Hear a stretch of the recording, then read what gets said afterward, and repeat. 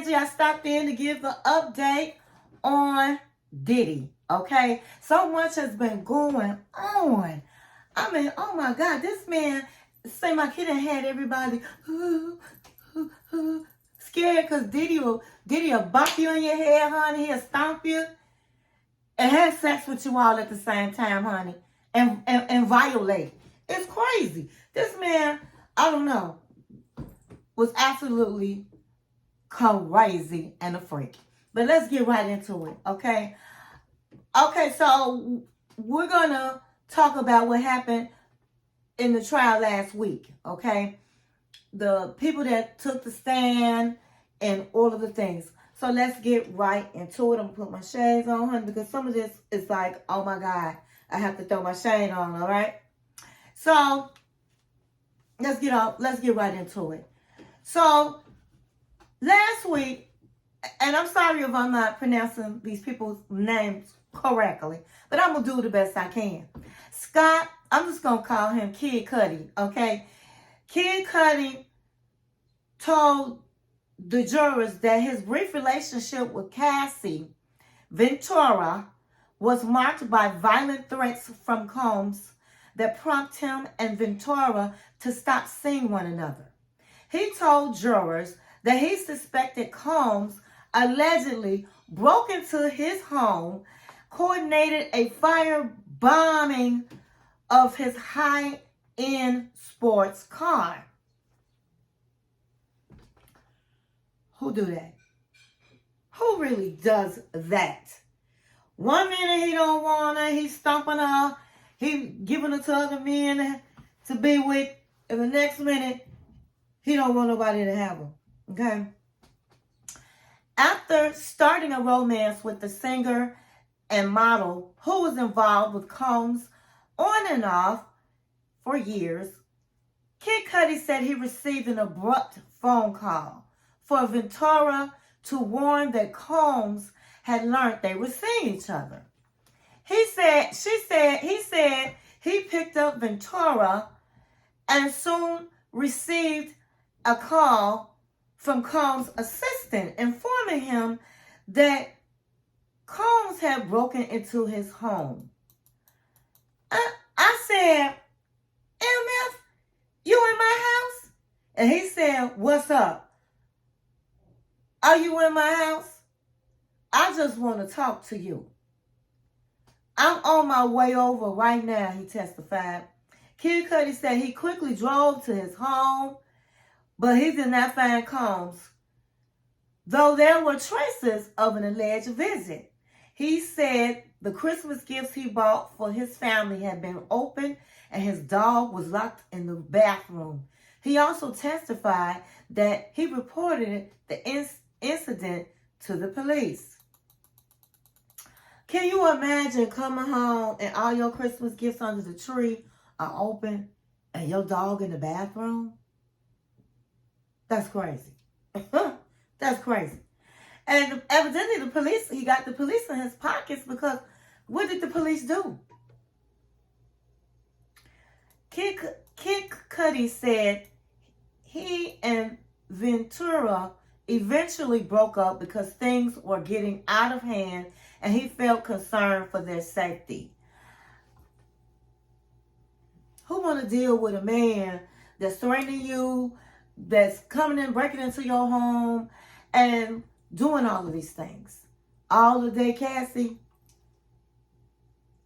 So he did the right thing.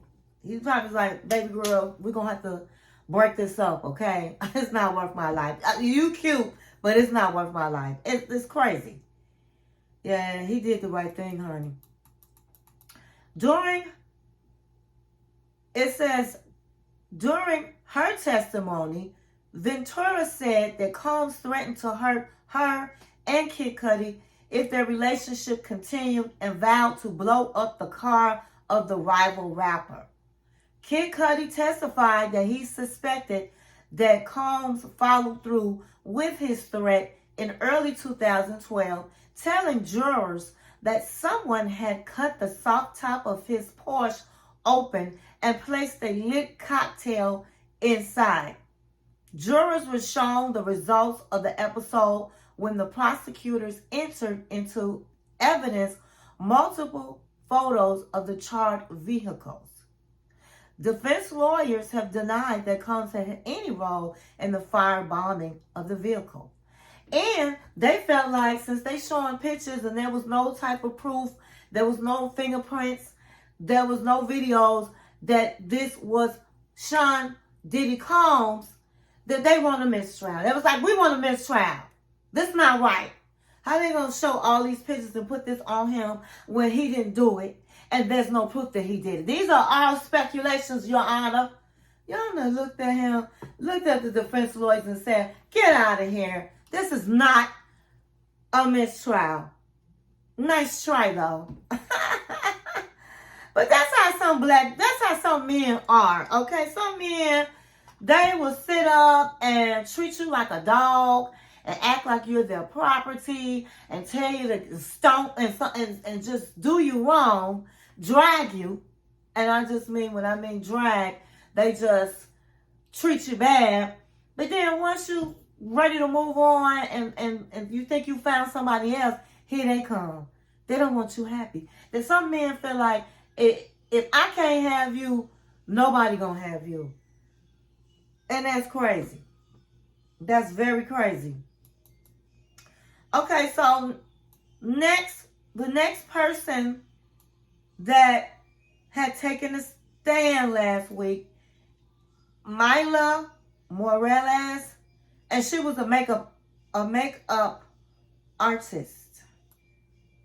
Prosecutors called makeup artist Mylah Morales to testify about 2010 incident when Combs allegedly assaulted Ventura in their hotel suite. According to Morales, Combs stormed into the room they rented at the Beverly Hills Hotel after a night out. Where the F is she? Combs alleged shouted before he walked into the bedroom where Ventura was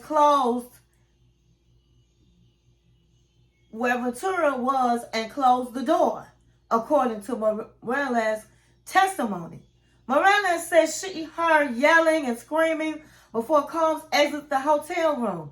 She said Ventura had swollen eye, busted lip, knots all over her head after the incident. Oh my God. Knots? Knots? So he was just banging her real hard upside her head.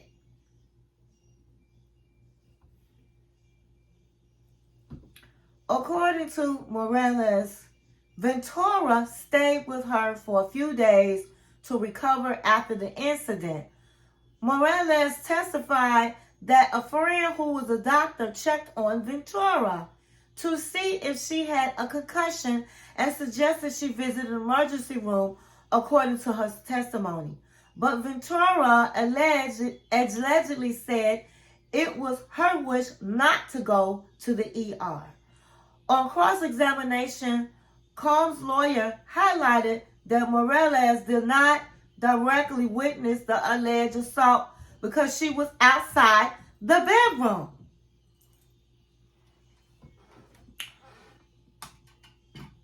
The defendant, they tried it. They tried it. Because if you see your friend and she's looking fine and she didn't have a black eye and she didn't have knots all over her head, she go in a room with Diddy and all of a sudden is screaming and yelling. He comes out and she has knots and a black eye. 1 + 1 is 2. This man did it. So for them to say, well, she didn't see it, sounded like a reach, honey. It sounded like a reach. So then the next person to get on the witness stand is celebrity stylist Dante Nash, honey. Dante Nash came in with a big bag and all of the things, had his bag on his shoulder. He was ready to testify. He walked in with confidence, okay? And so Stylist worked for Diddy for a decade in the early 20s. Dante testified he saw Combs grab Ventura by the hair before hitting her. He said he jumped on Diddy's back to stop abuse. The former stylist for Cassandra Cassie Ventura testified Thursday that he had to jump on Sean Diddy Combs' back to stop him from abusing Ventura when the two were dating. Honey, he said he jumped on that back. Get off her! Get off her! But you know what? I'm sorry. Dante so far is the only one that tried to help Cassie. They tried to fight Diddy. So that's one guy that stood up for her, and for that, he's cool in my book. So celebrity stylist Dante Nash worked for Combs from 2008 to 2018. Told jurors he was very close to Ventura and learned about her relationship with Combs early in his employment. Nash testified to observing several abusive interactions. Nash also corroborated with Ventura's testimony that Combs frequently beat and tormented her. Combs would threaten to hinder Ventura's fledgling music career and said he'd ruin her reputation by releasing recordings of their sexual encounters. Nash said. On Thursday, Nash returned to the witness stand for his cross-examination by Combs' lawyer. The stylist claims he introduced Cassie and Michael B. Jordan. Nash said Ventura and actor Michael B. Jordan it was like whatever, talking, getting to know each other. After the entertainer learned Combs cheated on her with another woman referenced as Gina. Nash said he introduced Ventura to Jordan around 2015. He has shown text referencing Ventura and Jordan, but Nash said he could not recall the context and responded, "I don't remember the context, but I'm sure we were being antagonized by your client Combs." Nash discussed a particular incident around 2014 in which Combs allegedly grabbed Ventura by her hair and yanked her off the couch before beginning to hit her. Stylist says Cassie confided that Sean Diddy Combs pressured her into sex marathons. The stylist said he was at Ventura's apartment helping her pack for a music festival when Combs stormed in, grabbed her by her hair, and beat her repeatedly.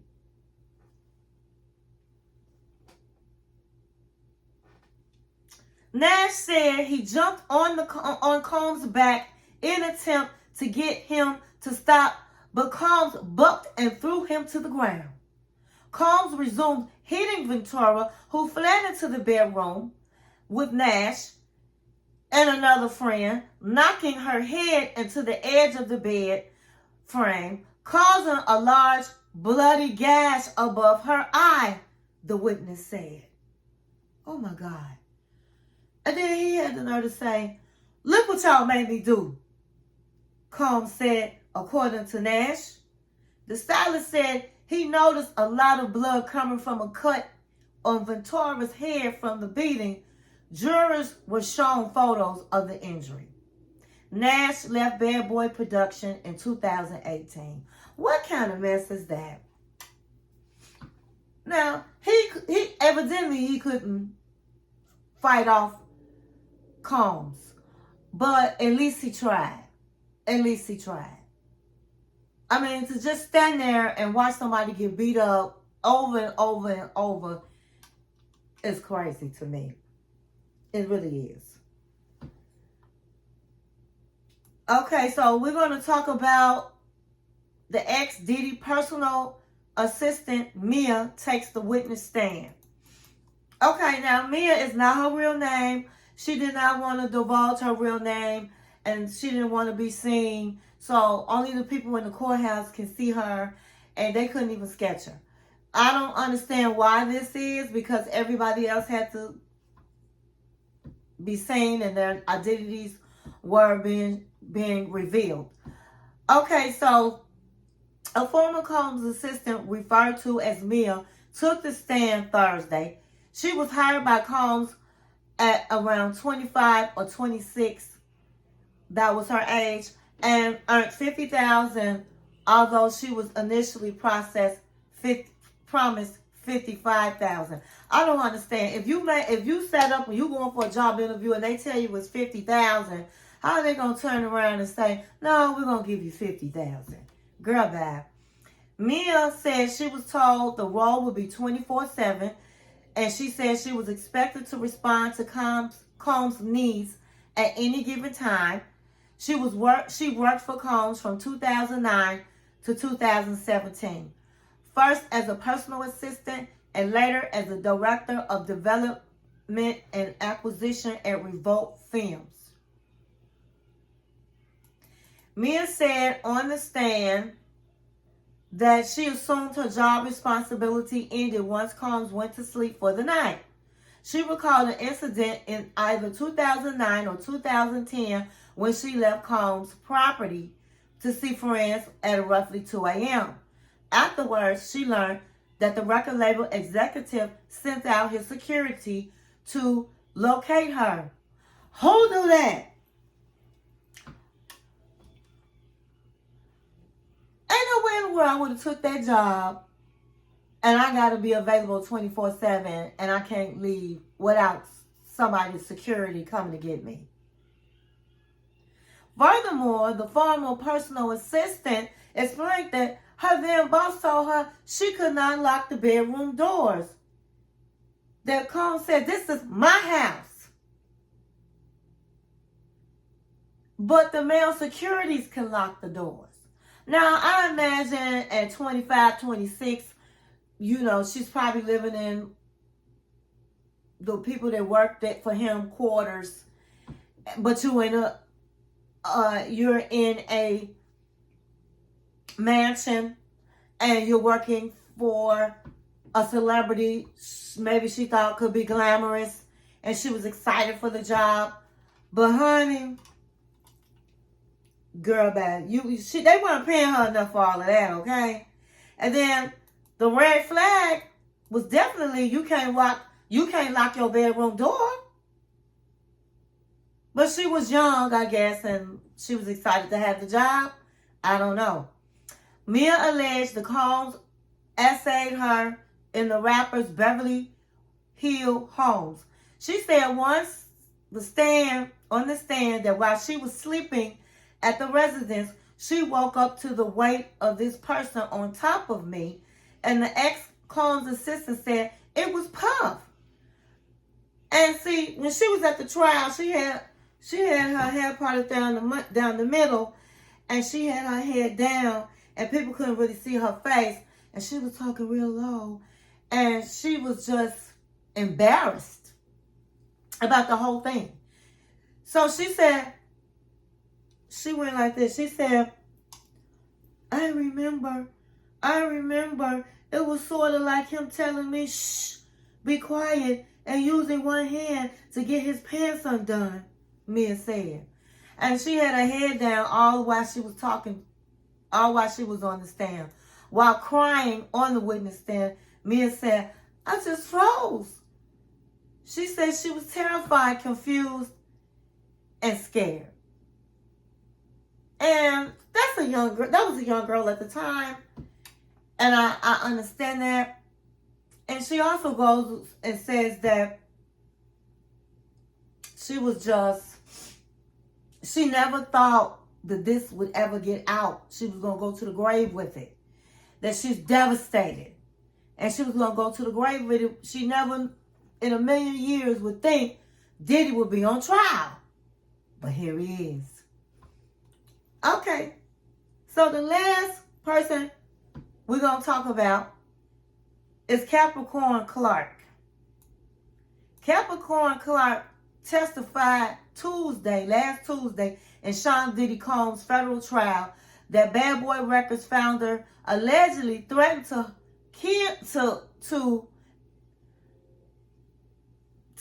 harm her, unalive her, that is, while she was employed as his assistant. On her first day of working for Diddy in 2004, she claimed the last night rapper took her on a walk through Central Park around 9 p.m. Diddy allegedly discovered Capricorn had previously worked at Death Row Records with his rival Suge Knight and told her that if anything happened, he would have to unalive her. Capricorn also testified that she was allegedly forced to have a 5-day lie detector test after a bag of jewelry went missing. She told the court that in December 2011, Diddy allegedly showed up at her apartment with a gun and orders to get dressed because they were going to unalive Cassie Ventura's then boyfriend, Kid Cudi.